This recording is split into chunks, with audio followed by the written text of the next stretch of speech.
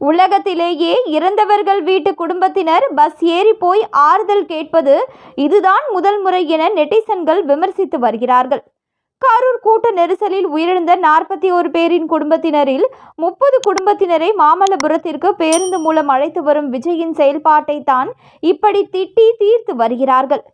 கரூர் வேலுச்சாமிபுரத்தில் கடந்த 27ஆம் தேதி நடந்த தமிழக வெற்றி கழகத்தின் பிரச்சார கூட்ட நெரிசலில் சிக்கி 10 குழந்தைகள் உள்ளிட்ட 41 பேர் பலியாகிவிட்டனர். 100க்கும் மேற்பட்டோர் காயமடைந்தனர். இச்சம்பவத்தில் உயிரிழந்தோர் குடும்பத்தினருக்கு தமிழக அரசு சார்பில் தலா 10 லட்சம் ரூபாய் வழங்கப்பட்டது. அதேபோல தாவேகா சார்பில் தலா 20 லட்சம் ரூபாய் நிவாரணமாக ஆன்லைன் மூலம் வழங்கப்பட்டது. கரூர் சம்பவம் நடந்து நாளையுடன் 1 மாதம் ஆகும் நிலையில் விஜய் வெளியவே வரவில்லை. கரூரில் பாதிக்கப்பட்ட மக்களை பார்த்து ஆறுதல் கூறவும் இல்லை என விமர்சனம் எழுந்தது.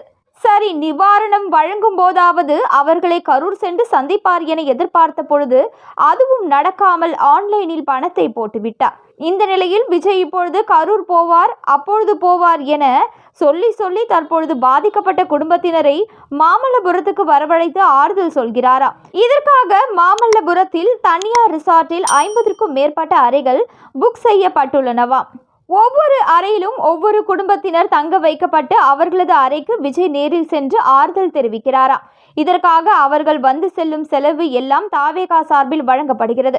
இதற்காக கரூர் மாவட்டத்தில் இருந்து உயிரிழந்த குடும்பத்தினரை சேர்ந்த 30 பேர் 5 ஆம்னி பேருந்துகள் மூலம் சென்னைக்கு தமிழக வெற்றி கழகத்தினர் அழைத்து வருகிறார்கள்.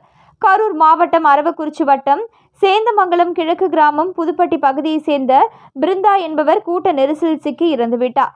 அவரது கணவர் ஏற்கனவே விபத்தில் சிக்கியிருந்த நிலையில் அவர் வாக்கரின் உதவியுடன் சென்னைக்கு வந்து கொண்டிருக்கிறார்.